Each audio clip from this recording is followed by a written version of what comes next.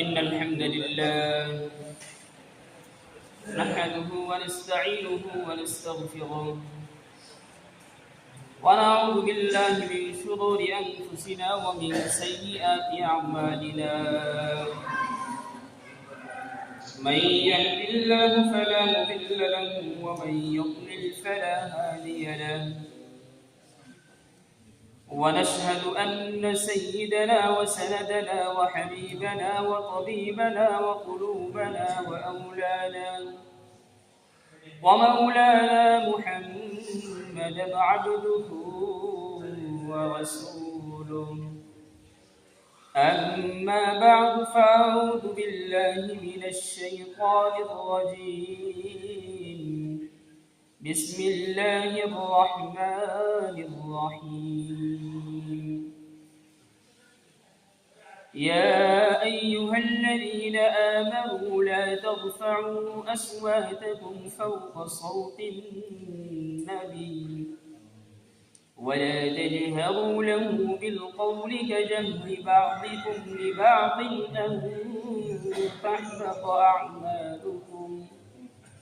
أن تحبط أعمالكم وأنتم لا تشعرون.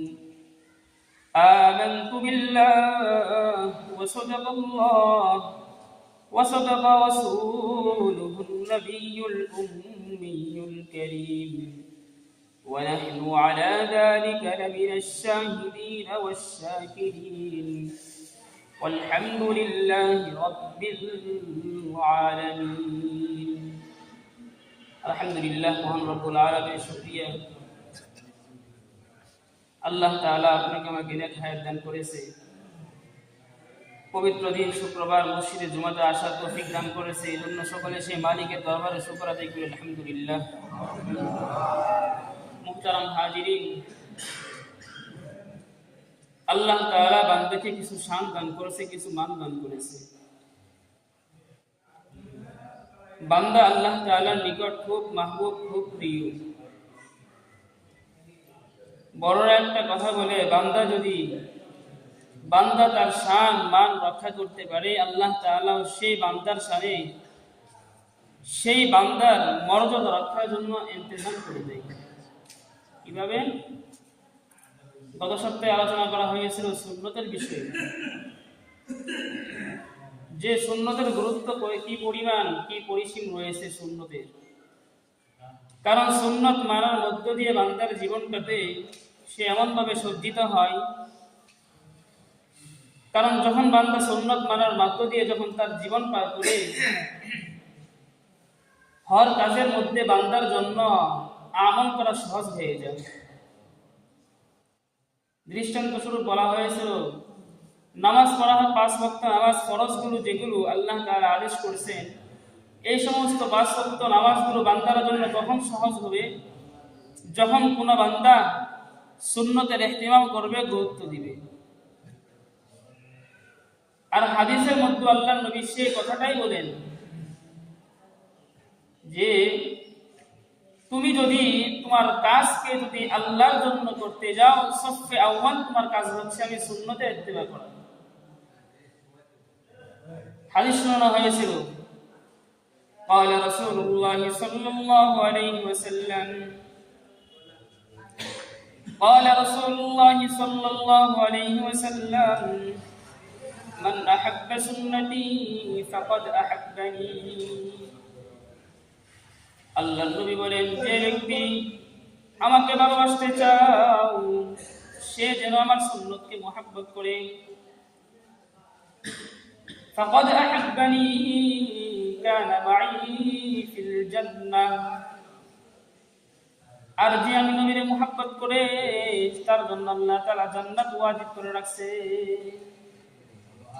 তো সুন্নত যদি মহব্বত করতে চান তার আগে আরেকটা শর্ত আছে। একের পর এক শর্ত আসতেই থাকে, কয়েদ লাগতেই থাকে।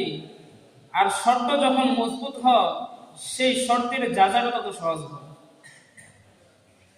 যেমন দেখেন 5 ওয়াক্ত নামাজ এটা ফরজ, অনেকের কাছে কঠিন লাগতে পারে।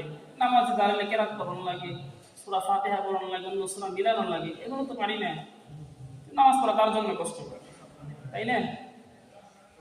কিন্তু যখন কোন ব্যক্তি যখন নামাজের হুকুম আহকাম গুলোর মধ্যে সূরা ফাতিহা, অন্য সূরা মিলানো, তাশাহুদ, দরুদ শরীফ, কওমা, জলসা, রুকু, অর্থাৎ হর কিসিম আমল যেগুলো আছে সবগুলো যে ব্যক্তি জানে তার জন্য নামাজ তেমন কিনা কঠিন না। তখন তার জন্য ডাউল যেরকম সহজ লাগে তেমন কষ্ট হয় না, ঠিক তদুরূপ তার কাছে নামাজটা এরকম সহুলত সহজ মনে হয়। কিন্তু যারা নামাজের হুকুম আহকাম গুলোর ইলম অর্জন না জানছে ওদের জন্য নামাজটা হচ্ছে সেই উহুদ পাহাড়ের মতো অনেক ভারী জিনিস। তো ফরজ নামাজ যখন পড়তে আসবো, এই নামাজগুলো পড়তে গেলে তো ইলম জানা প্রয়োজন, সবচেয়ে আউয়াল যে কাজটা। তো ইলম যখন না থাকে তখন চিন্তা করে যে নামাজটা পড়তে পারতেছি না, তো তার জন্য নামাজ আসা কঠিন হয়ে যায়। আর কঠিন হবে না কেন? আল্লাহর নবীর বুনিয়াদি কিছু কাজ ছিল, তার মধ্যে আল্লাহর নবীর সবচেয়ে আলা মানের একটা কাজ ছিল, সেটা হচ্ছে ইলম অন্বেষণ করা। এই ইলমের মধ্য দিয়ে আল্লাহর নবী ওনার জীবনটাকে সজ্জিত করছে। আল্লাহ নবী সাল্লাল্লাহু আলাইহি ওয়াসাল্লাম হাদিসে বলেন, উতিতুম মিনাল আউয়ালিন ওয়াল আখিরিন। হে আমার সাহাবা, হে আমার উম্মত, শুনো শুনো, আল্লাহ তাআলা আমাকে এমন ইলম দান করেছে, আল্লাহ তাআলা দুনিয়া সৃষ্টির পূর্ব থেকে এবং কিয়ামত পর্যন্ত আল্লাহ তাআলা বান্দার জন্য যা ইলম জানার প্রয়োজন আল্লাহ তাআলা সমষ্টি ইলম আমি মুহাম্মদুর রাসূলুল্লাহ সাল্লাল্লাহু আলাইহি ওয়াসাল্লামকে দান করেছে। তো আল্লাহর নবীর শান সবচেয়ে বড় যেটা, সেটা হচ্ছে ইলমের শান। এই ইলম জানার মধ্যে দিয়ে ওনার জীবনটা সজ্জিত হয়েছে। তো ইলমটা জানলো কিভাবে? ইলমের জন্য হর কিসিম আমাদের মাদ্দা চতুর্মুখী বাড়ানো লাগবে। এই যে তাবলীগ করি, কেন করি? তাবলীগে যাই ইলম কালাম শেখার জন্য নাকি? যাই সেটা সূরা কেরাত নষ্ট করি, আল্লাহর নবীর হাদিস তালিম করা হয় সেগুলো শুনি, কোরআনের তরজমা পড়া হয় সেগুলো শুনি। সেই জায়গাতে গুনাহ করতে যায় না। তো যাই কেন? ইলম শিক্ষা করার জন্য যাই। মুরব্বী যারা আছে তারা তো যাই শেখার চেষ্টা করি, অনেক আছে যায় না, তো তারা তো শিখতেও পারি না। আমরা মাদ্রাসা করার বয়স আছে নাই, সেটা যেহেতু নাই ইলম তো শেখা লাগবে। ইলম যদি না জানি নামাজটা কিভাবে পড়বো? অত্যাবশ্যকীয় যে সমস্ত ইলমগুলো যারা বান্দার জন্য ফরজ তক্কার মধ্যে রয়েছে। আল্লাহ নবী সাল্লাল্লাহু আলাইহি ওয়াসাল্লাম হাদিসে বলেন, তালাবুল ইলমি ফারিয়াদাতুন আলা কুল্লি মুসলিম। আল্লাহ নবী বলেন, ইলম শিক্ষা করা হচ্ছে প্রত্যেক উম্মতের জন্য ফরজ, চাই সে নারী হোক বা চাই সে নর হোক। ইলম না জানলে আমি আল্লাহর হুকুম মানতে পারবো না। ইলম না জানলে আমি নবীরেও চিনতে পারবো না। কারণ ইলম যদি না থাকে কে নবী কে ওলি আর কে নবী না আর কে বন্ড প্রতারক সেটাও ইন্তেখাব করতে পারবো না। আল্লাহ নবী সাল্লাল্লাহু আলাইহি ওয়াসাল্লামের যে ইলম আছে, ইলম এটা হচ্ছে নূর। কোন ব্যক্তির সিনার মধ্যে যদি এই ইলমের নূর থাকে আল্লাহ তাআলা সেই ইলমের নূর দিয়ে তার গুনাহ থেকে বাঁচায়। শুরু করছিলাম যে আদব নিয়ে কিছু বলবো, কারণ আদব কেন আসতেছে এটা মাসনুরাত আমল যখন শর্ত কোন বান্দা মুকাইয়াদ করতে পারে, মাসনুন আমল পার হওয়ার পরে তার জন্য আসতেছে মুস্তাহাবের আমলের তক্কা। ফরজের পরে দারাজাত হচ্ছে ওয়াজিবের, ওয়াজিবের পরে দারাজাত হচ্ছে সেই মাসনুনের সুন্নাত, আর মাসনুনের আমলের পরে আমল হচ্ছে দারাজাত হচ্ছে মুস্তাহাব্বাত আমলের, তারপর হচ্ছে মানদুবাত, ওই মুস্তাহাব মানদুবাত। তো দেখেন মুস্তাহাব আমলের তক্কা আমাদের জন্য তখন সহজ হবে এই শীতের রাত। বান্দার জন্য সবচেয়ে ইবাদতের জন্য সবচেয়ে সুযোগ হচ্ছে সেই শীতের রাতের জন্য, কারণ শীতের মধ্যে রাত লম্বা থাকে অনেক। বান্দার ইবাদত করার জন্য সবচেয়ে মৌকা বেশি মিলে যায়। সারাটা দিন পরিশ্রম করার পর যখন লম্বা রাত হয়, বান্দা আল্লাহর সামনে দাঁড়ায় থাকার জন্য সবচেয়ে বেশি মৌকা। এক গোলামের ওয়াকিয়াত আছে, সে মুনিব, সে একটা গোলাম আছে, গোলাম সারাটা দিন পর তার গোলামি করে, সারাটা দিন তার গোলামি করে কাজ কাম করার পর সে আল্লাহর হুকুম মানবে, সে সময়টুকু পায় না। সে অন্ধকার একটা ছোট রুমের মধ্যে থাকে। রুমের মধ্যে থাকার পর যখন রাত্র হয়ে যাওয়ার পর গোলাম তার রুমের মধ্যে যখন যায়, তার রুম থেকে কেমন যেন একটা আলো আসে। মনিবের কৌতূহল, যে গোলাম অন্ধকারের মধ্যে তোর ঘরের মধ্যে কেমনে আলো আসে। এই গোলামের ঘরে মনিব যায় দেখে যে এই গোলাম মালিকের কদমে সেজদা দিয়ে আছে। সেজদা দিয়ে থাকার কারণে আসমান থেকে তার মাথার উপর কেমন যেন নূর চমকাইতেছে। গোলাম সেই সেজদার মধ্যে আল্লাহকে বলে, আল্লাহ, সারাটা দিন আমার মনিব আছে একজন, তার কাজ কাম করি মৌলা, সারাটা দিন কাজের মধ্যে ব্যস্ত থাকি, তোমার মৌলা ইবাদত করার কোনো মৌকা সুযোগ পাই না গো আল্লাহ। তুমি কিন্তু মৌলা আমার প্রতি রাগ করো না, মৌলা গুসা করো না। আল্লাহ, রাত্র হয়েছে মৌলা, মনিবের কাজ নাই। মৌলা, দুনিয়ার মনিব যেরকম আমার জন্য আমি বিশ্বাস করি, তার চেয়ে বেশি ঈমান রাখি মৌলা। তুমি হচ্ছে আমার মালিক, তুমি হচ্ছে আমার মৌলা। তাই মৌলা, আমার দুনিয়ার মনিবের কাজ শেষ করে মৌলা আমি মৌলা তুমি মনিবের দরবারে এসে পড়েছি মৌলা। আসার পর সেই মনিবের দরবারে, আল্লাহর দরবারে সেজদা দিয়ে বলে, আল্লাহ, রাত্রি সূচনা লগ্নে মৌলা তোমার কাছে আসছি মৌলা, ভুল যা করেছি মাফ করে দাও, ক্ষমা করে দাও। আর আল্লাহর কাছে আকুল জানায়, বিনতি জানায় আল্লাহ তাআলার নিকট, সব আর বলতেছে, আর আল্লাহ তাআলা আসমান থেকে পুরা করতেছে। শুধু তা না, সেই গোলাম আল্লাহকে বলে, আল্লাহ, দুনিয়ার মানুষ যা আছে সবাই কিন্তু আমার গোলাম করে জানে, সবাই আমার গোলাম করে বলে, মাওলা আমি মাওলা গোলামের লকব যেহেতু ওয়াসা হয়েছে আসমানে, কিন্তু মাওলা তোমার কাছে আমি কিন্তু তোমার গোলাম হিসেবে আখিরাতে উঠতে চাই। কারণ কোন ব্যক্তি যদি আল্লাহ তাআলার দরবারে যদি গোলাম হয়ে উঠতে পারে, আল্লাহ তাআলা সেই ব্যক্তির জন্য বিনা হিসাব জান্নাত রাখছে। গোলাম কিভাবে হতে পারবো? রাত্রে যখন নামাজ পড়া শুরু করব, মুস্তাহাব্বাত আমল যখন শুরু করব, তখন নামাজ যখন শুরু করব, আল্লাহর মধ্যে আর আমি বান্দার মধ্যে নিসবত ইত্তেহাদি পয়দা হওয়া শুরু হবে। তো সেটা হওয়ার জন্য তো পিছন থেকে যে কাজগুলো সেগুলো আস্তে আস্তে শেষ করা লাগবে। আগে ফরজ নামাজ শেষ, ওয়াজিব যেগুলো আছে, ওয়াজিব কি আছে? বেতরে নামাজ পড়ি, ওয়াজিব নামাজ। অনেকে দোয়া করতে পারি, পড়তে গেলে চিন্তা করে দোয়া করতে পারি না, বেতন নামাজ পড়া ঠিক হবে আমার জন্য, চিন্তা করি, কিন্তু পারি না যে শেখার তো চেষ্টাও করি না আমরা।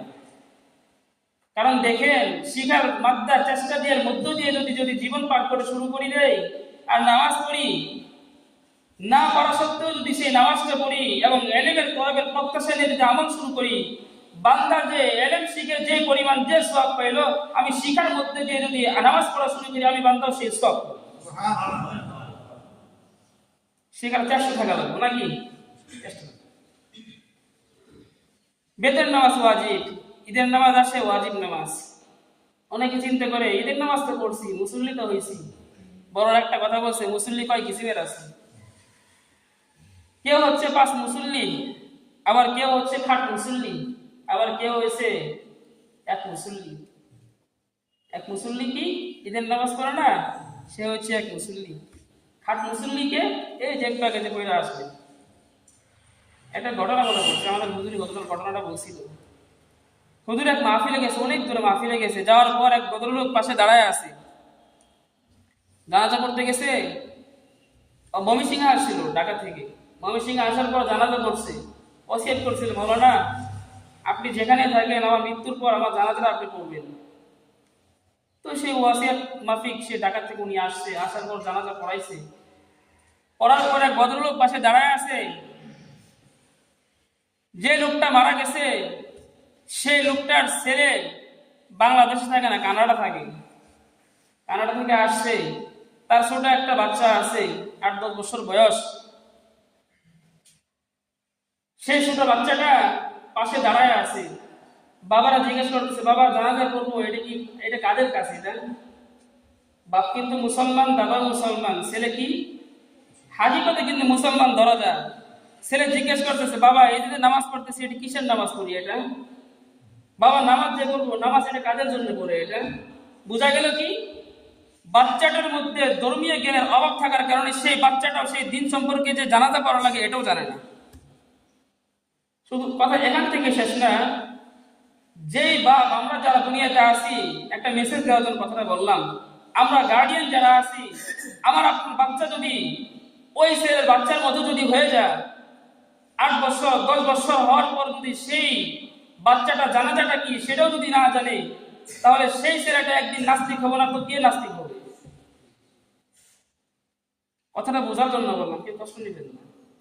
কারণ এই জানাজা করার জন্য আপনি যদি মারা যান, ইমাম সাহেবের জন্য যেরকম করা জরুরি, ইমাম সাহেব করলে দোয়া করবে ঠিক আছে, কিন্তু আপনার সন্তান যখন মারা যাবে, আপনি যখন মৃত লাশ হয়ে যখন শুয়ে পড়বেন, আপনার সন্তান যখন জানাজা পড়তে যাবে, না চাইতে সত্যি চোখের গোড়া দিয়ে এক ফোঁটা পানি এসে পড়বে।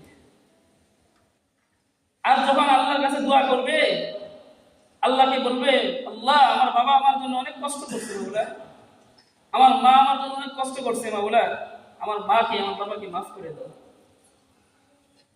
আল্লাহ তাআলা বলেন, সন্তান যদি কোনো মা বাবার জন্য দোয়া করে, আল্লাহ তাআলা সেই দোয়াকে অনায়াসে কবুল করে দেন।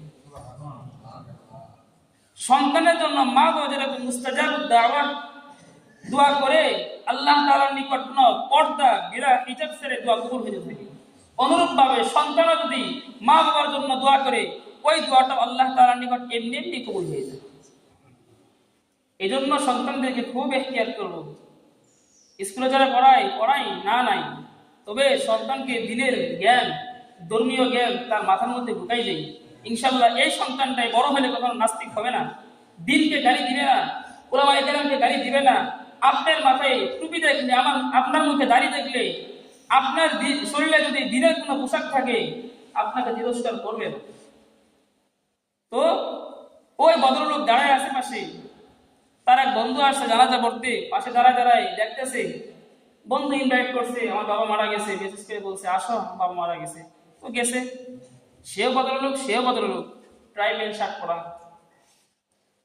তো নামাজ পড়া শেষ, জানাজা শেষ হওয়ার পর জিজ্ঞেস করছে, কি ভাই আমরা তো জানাজা পড়লাম, আপনি কেন জানাজা পড়লেন না? বলতেছে, হুজুর আপনারা সব জায়গায় প্যাঁচ লাগান শুধু। বলতেছেন, ভাই দেখেন, হুজুর বলতেছে, দেখেন আমরা প্যাঁচ লাগাই না, আমরা প্যাঁচ ছুটাই। কেন জানাজা করেন নাই? প্যাঁচ লাগানোর কি আছে? বলতেছে প্যাঁচ লাগানোর আছে। ভদ্রলোক বলতেছে, কি প্যাঁচ লাগানোর? জানাজা নামাজ হচ্ছে ফরজে কিফায়া, 10 জনের মধ্যে একজন পড়লে তাদের হয়ে যায়, আমি না পড়লাম তাই কি হয়েছে? যুক্তি দেখেন। আল্লাহ তাআলা এই ব্যক্তি যখন এই কথাটা যখন বললো, আল্লাহ বান্দাটা, হুজুর বলতেছে, দেখেন জানাজা নামাজ হয়তো বা আপনার জন্য মুস্তাহাব আমল হতে পারে, ফরজুন আলাল কিফায়া হতে পারে, কিন্তু এই জানাজা নামাজটি আপনার জন্য একদিন নাজাতের জড়িয়া হতে পারে। কেন? এই জানাজা আপনাকে মৃত্যুর কথা স্মরণ করাই দেয়, এই জানাজা আপনাকে মৃত্যুর মেসেজ দেয়, এই জানাটাই আপনার আমল নামা বাড়ি করার জন্য যথেষ্ট হয়ে যেতে পারে। নামাজ পড়লে গুনাহ আছে? ফরজ নামাজ পড়ি, সওয়াব আছে না? ফরজ নামাজের পর ওয়াজিব পড়ি, সুন্নত পড়ি, 2 রাকাত বা 4 রাকাত করে নফল যে নামাজগুলো পড়ি, গুনাহ আছে তো নাকি? গুনাহ আছে? সবাই বুঝি না, সবাই জিমে আছে। কি বয়ান করতে, শীতের দিন টান দেন একটু, ভালো লাগে। সবসময় টান দেওয়ার বিষয় নেই, বোঝার বিষয় আছে। কারণ বান্দা যখন মুস্তাহাব আমলের মধ্যে দিয়ে যখন জীবন পার করা শুরু করে, তখন তার জীবনটা সজ্জিতময় জীবন হয়ে যায়। কিভাবে? এই যে মুস্তাহাব আমল যদি কোনো ব্যক্তি পড়া শুরু করে, ফরজ নামাজ শেষ, সুন্নত শেষ, সবাই দৌড় দিতেছে। অনেকে তো জুমার নামাজ পড়ার পরে দৌড় মারা শুরু করে দেয়। যদি তওয়ারক থাকে তো থাকে, তওয়ারক না থাকলে দৌড় শুরু। কিন্তু নামাজের পর আল্লাহর বান্দা অনেক আছে যাদের দিল এই পরিমাণ স্বচ্ছ আছে, মুস্তাহাব আমল, তাদের দিল সুন্নত করার পর ইতমিনান তৃপ্তি হয় না, মুস্তাহাব আমল করার জন্য পেরেশান হয়ে যায়। সেটা কি 2 রাকাত করে যেন নফল নামাজ পড়তে পারি, আমি 2 রাকাত করে যেন আমি সালাতুল হাজত করতে পারি, এরকম আল্লাহর বান্দা দুনিয়াতে হয়ে গেছে। এজন্য তো যারা করতে পারে ওরা যদি আল্লাহর বান্দা হতে পারি, আমি আর আপনি কেন পারবো? কারণ আপনি চিন্তা করেন, আমি তো ফরজ নামাজ পড়ি না, আমার জন্য তো মুস্তাহাবের প্রয়োজন নেই। আগে ফরজ শুরু করি, তারপরে মুস্তাহাব পড়ি। মেরে ভাইয়ের বুজুর্গ, আল্লাহ তাআলা আপনাকে আমাকে ফরজ করেছে 5 ওয়াক্ত নামাজ। আল্লাহ নবী হাদিসে বলেন, ওয়া ইকামিস সালাহ, আল্লাহ তাআলা নামাজ ফরজ করেছেন, নামাজ ফরজ করেছেন 5 ওয়াক্ত নামাজ। 5 ওয়াক্ত নামাজের পর যদি কোনো ব্যক্তি যদি আরো নামাজ পড়ে, নামাজ যদি সে সুন্নত করে, ওয়াজিব করে, মুস্তাহাব আমল করে, এই আমলগুলো সাকিলাতান ফিল মিজান, তার আমলগুলো আল্লাহর নবী বলেন মিজানের পাল্লায় ভারী হতে থাকবে। কারণ দেখেন না, দুনিয়াতে যার টাকা পয়সা বেশি থাকে সে উপরে তারাই থাকার চেষ্টা করে। এরকম ভাবে যার ইলমের পুঁজি বেশি আছে সে ওইরকম ভাবে ইবাদতের পাল্লা এরকম বাড়ি বানানোর চেষ্টা করে। এজন্য আমাদের কাজ হচ্ছে ইবাদতের পাল্লা কেমনে বাড়ি হতে পারে সেই চিন্তা করা, সেই আফকার করা। কারণ এই যে নামাজ আজান হলো, আজানের একটা জানাজা বলে আসলেন, আজকে যদি আপনিও যদি সেই জানাজা হয়ে মাইয়াত হয়ে যদি কবরে যাইতেন, জুমায় আসতে পারতেন? কারণ মৃত্যু কখন এসে যায়, দুনিয়াতে কখন বিদায় নেওয়া লাগে, এটা কারো জানা নাই। মৃত্যুর সফর যদি হয়ে যায়, এই দুনিয়া থেকে যদি পরকালে চলে যাওয়া লাগে, তো পূর্বে আমার জন্য কি সামানা তৈরি করলাম সেই আফকার তো আমার মধ্যে থাকা লাগবে। এই আফকার কোথেকে আসবে? এই আফকার সোহবতে আহলুল্লাহর মাধ্যমে আসবে।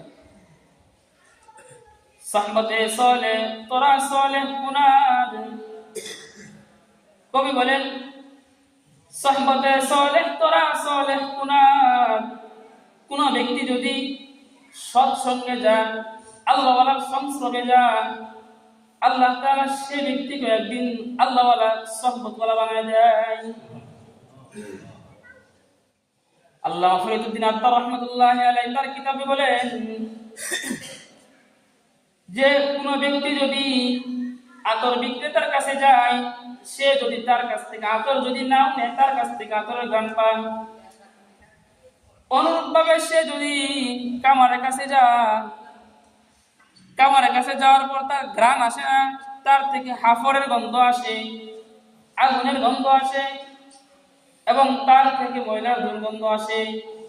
এজন্য বলেন কোন ব্যক্তি যদি তার নিজের জীবনকে আল্লাহ ওয়ালা বানাইতে চায়, তাহলে তার জন্য হচ্ছে সোহবতে আহলুল্লাহ ওয়াজিব। মৃত্যুর পূর্বে যদি আহলুল্লাহ যদি না হতে পারি, এই ফরজিয়াত আমলের মধ্যে যে সমষ্টি আমল যেগুলো আছে, এগুলোর মধ্যে যদি নিজেকে সীমাবদ্ধ করতে চাই, চতুর্পাশ দিয়ে বেষ্টনী করা লাগবে, আমার জীবনটাকে এমন ভাবে পার করা লাগবে, গুনাহের যে সমস্ত ছিদ্র আছে সেগুলোকে বন্ধ করা লাগবে, তাই না?